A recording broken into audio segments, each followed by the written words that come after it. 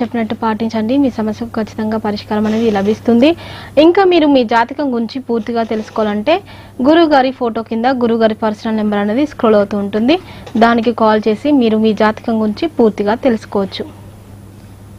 గురుగారు, ఇంకా ఇప్పుడు మనం కార్తీక మాసంలో నది స్నానం అనేది చాలా మంది చేస్తుంటారు కదా, దాని యొక్క ప్రాముఖ్యత ఏమిటంటారు? అదే అండి, అంటే నదులు అనేవి పారుతూ ఉంటాయి కదండి, ఒక చోట ఆగకుండా సాగుతూ ఉంటాయి. అలాగే దేవత కొన్ని వృక్షాలు ఇవన్నీ కూడా ఇదవుతూ ఉంటాయి. జలం కూడా అన్నిట్లో మిక్స్ అయ్యి వస్తుంది. అందుకని అందులో నుండి అది పుణ్య నదులు అనమాట. అవి దేవతలు తిరిగిన ప్రదేశాలను ప్రత్యేకమైన ఒక్కొక్క నదికి ఒక్కొక్క చరిత్ర అనేది ఉంటుంది అనమాట.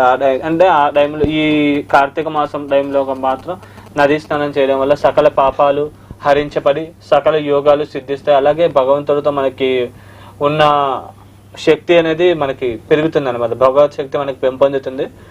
మన యొక్క పాపాలు హరించి మనకి కూడా పుణ్యం లభిస్తుంది అనమాట. దానివల్ల కార్తీక మాసంలో చేసే నదీ స్నానాలు అనేవి చాలా విశేషమైనవి, మంచి ఫలప్రదమైనవి, శీఘ్రంగా ఫలించి మనకి అనుకున్న పనులు తొందరగా సక్సెస్ అయ్యేలాగా చేస్తాయి అన్నమాట. ఓకే.